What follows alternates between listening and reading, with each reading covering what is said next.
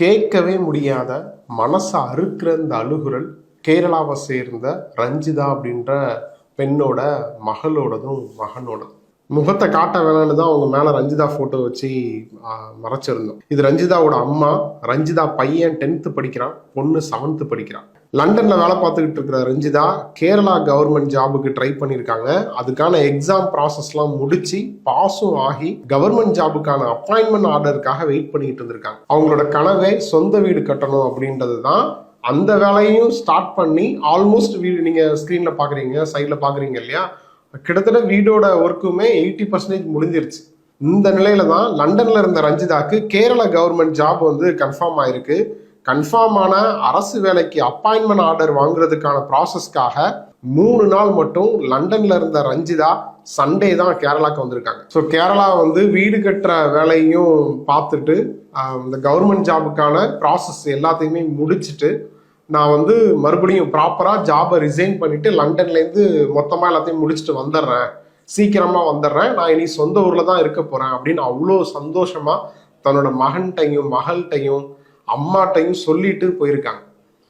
வீட்டை சுற்றி இருந்தாங்களே பக்கத்து வீட்டுக்காரங்க, தெரிஞ்சவங்க, சொந்தக்காரங்க எல்லார்ட்டையுமே சொல்லியிருக்காங்க, நான் இனி வந்து சொந்த ஊரில் தான் இருக்க போகிறேன், எனக்கு கவர்மெண்ட் ஜாப் கிடச்சிருக்கு, அதுக்கான ப்ராசஸ் போயிட்டு இருக்கு, ப்ராசஸ் எல்லாம் முடிச்சிட்டேன், அடுத்த ஸ்டெப் வந்து நான் ஜாப்ல ஜாயின் பண்றது தான், நான் அதுக்குள்ள லண்டன் போய் ப்ராப்பரா ரிலீவ் ஆயிட்டு வரேன் அப்படின்னு சொல்லிட்டு போயிருக்காங்க. லண்டன் கிளம்புறதுக்கு முந்தைய நாள் நைட்டு தூங்காம தன்னோட மகள்கிட்டையும் மகன்கிட்டையும் ரொம்ப நேரம் பேசி சிரிச்சுட்டு இருந்ததாகவும் சொல்றாங்க.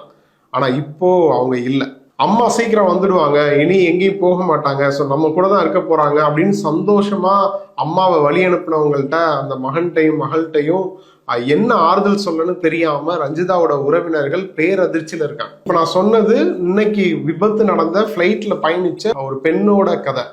அந்த மாதிரி எத்தனை பேருக்கு எத்தனை வழி இருந்திருக்கும். இன்னொரு வீடியோ கூட பார்த்தேன், ஏர்போர்ட்ல இருந்து பாய் இந்தியா அப்படின்னு சொல்லிட்டு 2 வெளிநாட்டு பயணிகள் வந்து சொல்றாங்க, சந்தோஷமா பேசியிருக்காங்க. அவங்களும் இப்போ வந்து இல்ல.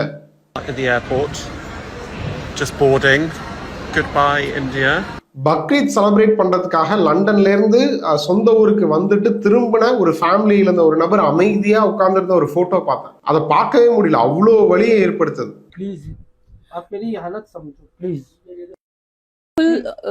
ஸோ இந்த மாதிரி ஒவ்வொருத்தரும் ஒவ்வொரு வேதனையும் வலியை அனுபவிச்சுக்கிட்டு இருக்காங்க. மொத்தம் 242 பேர் பயணம் செஞ்சிருக்காங்க.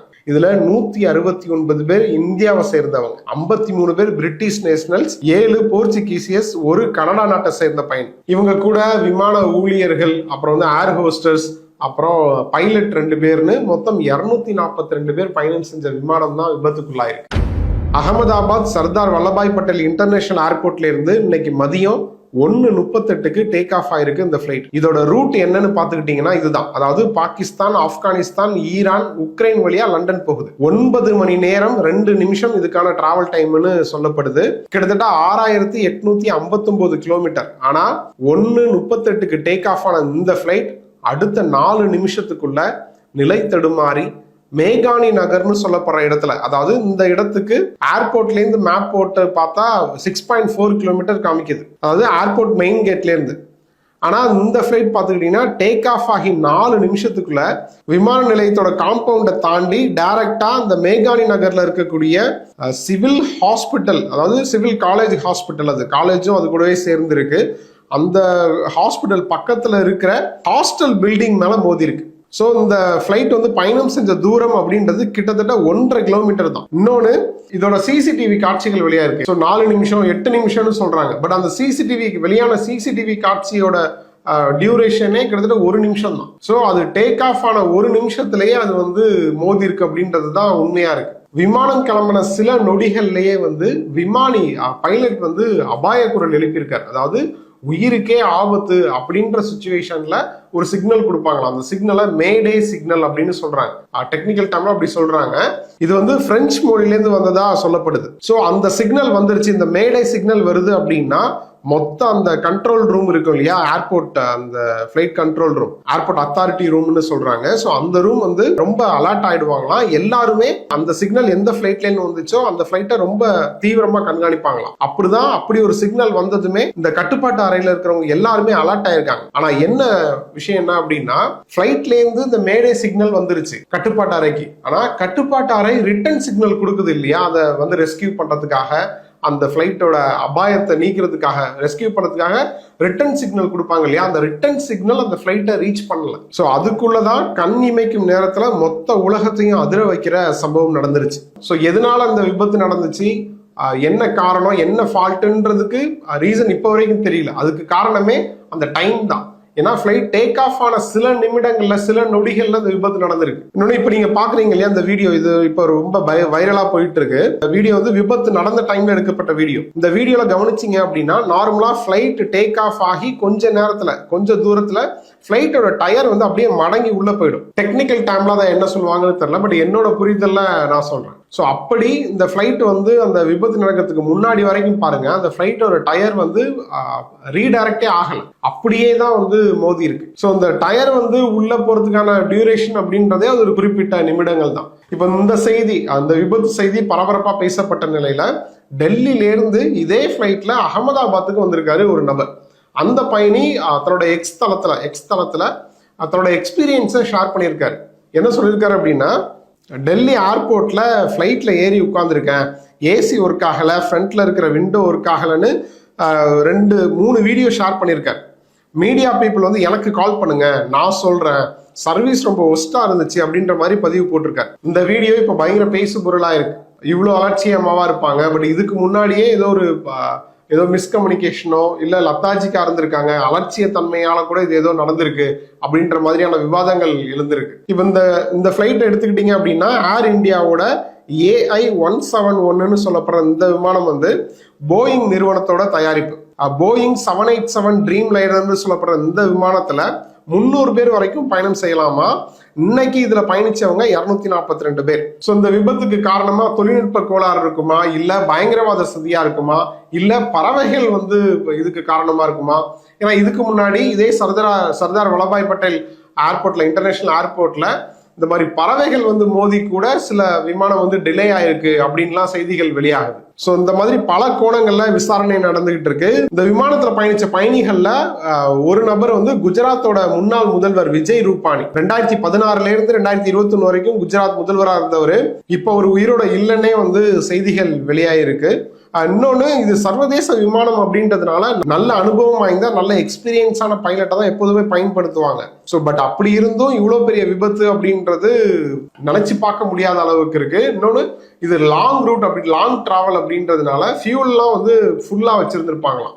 ஸோ ஃபியூல் வந்து ஃபுல்லா இருக்கிறதுமே அப்படி இருந்துச்சு அப்படின்னா அதோட அந்த விபத்து, அந்த டைம்ல விபத்து ஏற்பட்டுச்சுன்னா ரொம்ப தீவிரமா இருக்கும். அதோட பாதிப்பை வந்து நீங்க கற்பனையே செஞ்சு பார்க்க முடியாது, அப்படி இருக்கும். ஏன்னா நம்ம பார்க்கக்கூடிய காட்சிகளும் அப்படித்தான் இருக்கு. அவ்வளோ வேதனை ஏற்படுத்துது. இப்படி ஒருத்தருக்கு மரணம் வரணுமா அப்படின்னு யோசிக்க தோணுது. ஸோ இதோட இழப்பு, இந்த விபத்து ஏற்படுத்தின இழப்பு அப்படின்னு பார்த்துக்கிட்டிங்கன்னா, ஃபர்ஸ்ட் அந்த செய்தி வந்து கொஞ்ச நேரத்துல 30 பேர் வந்து உயிரிழந்துட்டதா சொன்னாங்க. அதுக்கப்புறம் 130 பேருனாங்க, அப்புறம் 170 பேர்னு சொன்னாங்க. இப்ப கடைசி அப்டேட், நான் பார்த்த கடைசி அப்டேட் என்ன அப்படின்னா, ஒருத்தர் மட்டும் வந்து தப்பிச்சிருக்காரு. அவரை தவிர மற்ற எல்லாரையுமே நம்ம வந்து இழந்துட்டோம் அப்படின்ற மாதிரி செய்திகள் வெளியாயிருக்கு. ஃபிளைட்ல போனவங்களாவது, ஃபிளைட்டு வந்து ஏதோ ஒரு டெக்னிக்கல் எரர்னால இல்ல வேற ஒரு ரீசன்னால விபத்துக்குள்ளாயிருக்கு, அதுல இருந்தவங்க மரணம் அடைஞ்சிட்டாங்க. அதுக்கு ஒரு ரீசன் இருக்கு. ஆனா அந்த ஃபிளைட் மோதின அந்த ஹாஸ்டல் இருக்குல்ல, மெடிக்கல் காலேஜோட ஹாஸ்டல், அங்க இருந்தவங்க, அந்த ஸ்டூடெண்ட்ஸ், அங்க இருந்த டாக்டர்ஸோட நிலைமை அது இன்னும் மோசம். லஞ்ச் டைம்ல கரெக்டா ஃபிளைட் வந்து மோதி இருக்கு. கேன்டீன் போட்டோ ஒன்று பார்த்தேன், தட்டில் சாப்பாடுலாம் அப்படியே இருக்கு. சாப்பிட்ற டைம்ல எக்ஸாக்டா இது நடந்திருக்கு.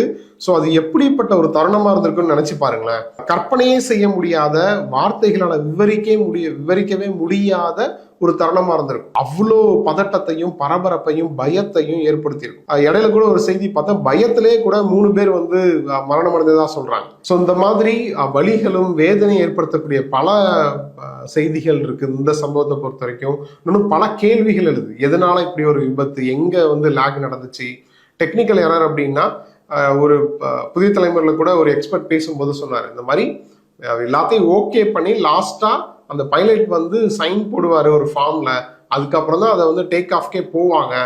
பட் எல்லாம் நடந்தும் ஃப்ளைட்டு டேக் ஆஃப் ஆக சில நிமிடங்கள்ல இது ஒன்று நடந்திருக்கு அப்படின்னா எதுன்னு கணிக்கவே முடியல அப்படின்ற மாதிரி சொல்லியிருக்காரு. ஸோ தீவிரமான விசாரணை நடந்துகிட்டு இருக்கு. ஹெல்ப்லைன் நம்பர்ஸ் இப்போ அனௌன்ஸ் பண்ணிட்டு இருக்காங்க.